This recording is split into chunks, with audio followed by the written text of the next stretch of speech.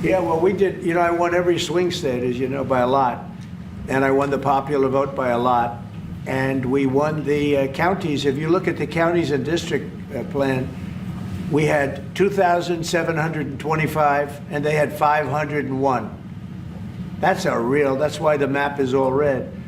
So we had a great thing. Yeah, I think winning from the Democrats, if you look the other night, I made a speech, and I introduced two young ladies who were killed, viciously, violently killed, young, unbelievable, both outstanding people. They were killed by illegal aliens, and the Democrats wouldn't get up and applaud. The mothers were, inconsolable. They were crying, and everybody was crying.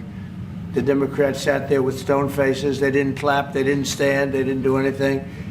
We had a young man with very serious cancer. His dream is to be with the police department someday, and he was introduced. They didn't even clap. They were disgusting. Frankly, they were disgusting. There's something wrong with them. They're deranged. They're deranged, like Jack Smith. They're deranged people.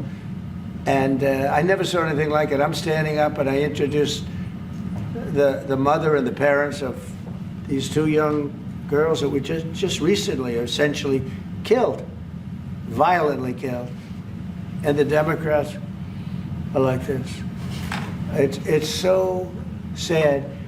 And I saw this morning where one of them is pretty well known, one is fighting like crazy over men being able to play in women's sports. I said, I thought that was tried. I thought that was about I think it's a 95% issue. But in a way, I want them to keep doing it because I don't think they can win a race. I tell the Republicans, I said, don't bring that subject up because there's no election right now. But about a week before the election, bring it up because you can't lose. And everything's transgender this, transgender that. They have bad politics, but one thing, they stick together. I wish, and the Republicans stick together mostly, but we have a couple that are grandstanders. You always have grandstanders in life. But the Democrats, they have grandstanders, but when it comes to a vote, they do stick together, right? Yes, sir. It seems like they'll stick together on the shutdown. Will that hurt Democrats going into midterms? Well, if they do a shutdown, and ultimately that might lead to very, very high taxes, because we're talking about a shutdown, we're talking about getting to work immediately on the greatest tax bill ever passed. That was the one we did. It was a renewal, and it's an addition to it. And we're going to cut people's taxes. And if we don't open, the Democrats are stopping all of these good things that we're providing. We're providing the greatest package of benefits that this country's ever provided.